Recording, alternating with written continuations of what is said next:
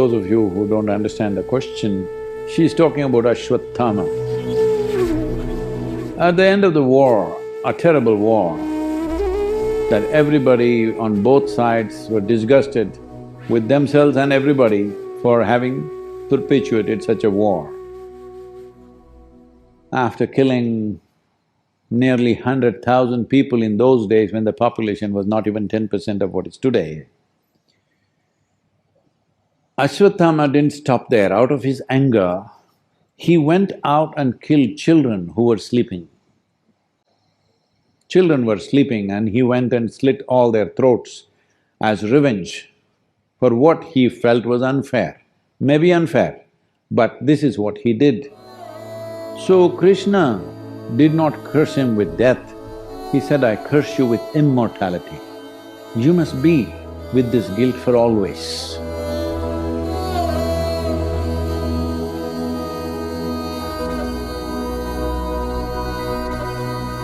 So what is the consequence of that? I think they're all… Ashwatthama is manifesting in United States, killing all the children in schools. Yeah, he's here. Otherwise, why do you want to walk into your school and kill children of all the people?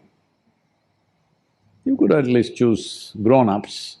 I'm not saying it's better, but I'm saying it's…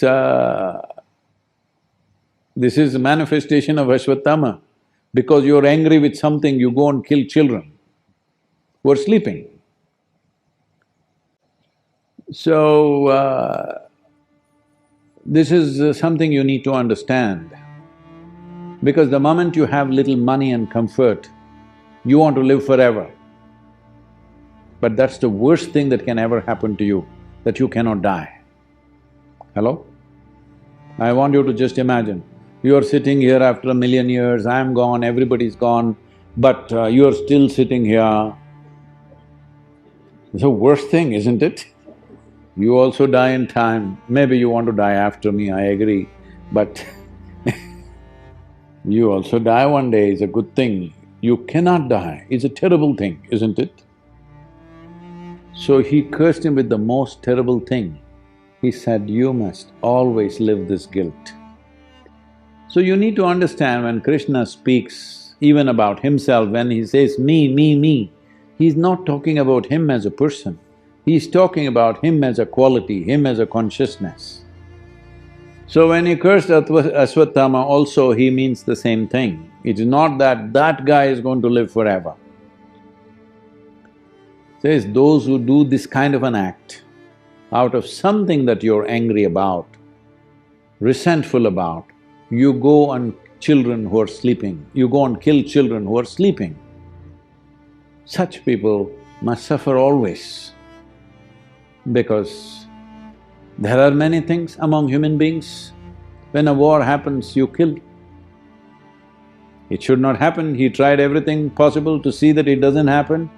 Once it happened, he said, better fight. You can't go to the battlefield and say, I won't fight. You should not go to battlefield. Once you go there, you got to fight. So he said, fight. They fought, everybody killed each other, so many people died. Great heroes fell, good people died, bad people died, all kinds of people died.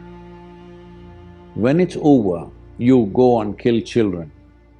Such a man should suffer for always, that is the curse. Because there are some things which are not good, but you still do because you're caught in situations. This is after the situation is over, because you've lost. If you had won the war, you wouldn't have done it. Because you lost the war and you're full of resentment, you go and kill the children. That's not… that you must suffer for always. The immortality is not for the man, but for the suffering that it causes within you. You may do it, you may take another life, but you go through enormous amount of suffering. That must continue for you always, that's what he's saying. Because this is the nature of life. There are many things we can do, but if you unscrew certain things, then important things will collapse. That's what he's trying to say. See, all of us have fought the battle, we've killed, we've done many things, we've cheated each other a little bit, done all kinds of things. But still, it's a man's world. When the war is over, you step back, somebody won, somebody lost. Step back from that because it's over. No, now I go in the night and kill the children, your children who are sleeping. They were not protected because nobody imagined somebody will come and kill children in their sleep. Otherwise, they would have put soldiers around. They did not put because they thought, who will kill the children? War is over. So, if you become overly resentful, overly suspicious, you will end up doing such things. This happened. An American person went to Moscow. Can I say this joke or no? An American person went to Moscow. Because you watch so many Hollywood movies, Moscow means when you get off the airport, KGB will be following you right, left, center, everywhere agents standing and glaring at you, you know, because your whole psyche is from the Hollywood. Somebody is reading a newspaper and he looks up at you. Everything is suspicious. The taxi driver is an agent, everybody is an agent. So with this psyche, he went to Moscow, landed and being suspicious of everything, then he went to his hotel room, then he looked all around, maybe it's all bugged, you know. So he opened like usually what James Bond does, he opened the microphone of the phone, pulled out everything, then here, there, everywhere he searched the light bulbs, this, that, fire alarms, everything he checked for bugs and everything. When he found nothing, he thought somewhere it must be there. And then he crawled under the bed. There he saw a big metal plate screwed with 8 screws. Ah, this is it, I got it. And he pulled out his Swiss Army knife. He just with great difficulty, he unscrewed this. It took some time. He unscrewed all this and took the metal plate and threw it out of the window. Within a few minutes, he heard enormous commotion in front of the hotel. Ambulances, police cars and this and that, pam, boom, boom, everything happening.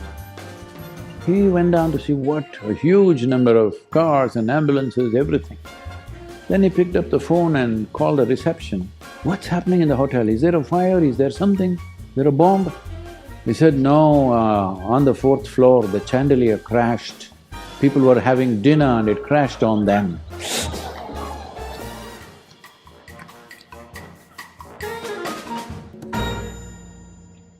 So, Krishna is saying, don't touch certain screws. If you touch those screws, things will crash upon you for good. So he's not giving a relief to Ashwatthama. For all others who fought against him, who did terrible things in their lives, he said, okay, as a man, you got angry, you got hateful, you did something. All right, there's a way for you. But he said, for this guy, there is no way, he has to live it forever.